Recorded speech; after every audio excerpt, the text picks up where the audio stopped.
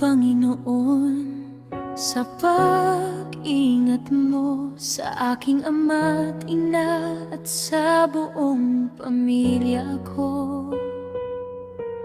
Ingatan mo nawa kami lagi sa araw-araw, sa loob at labas ng bahay at sa habang buhay. Walang hanggang pasasalamat sa'yo, aking Ama.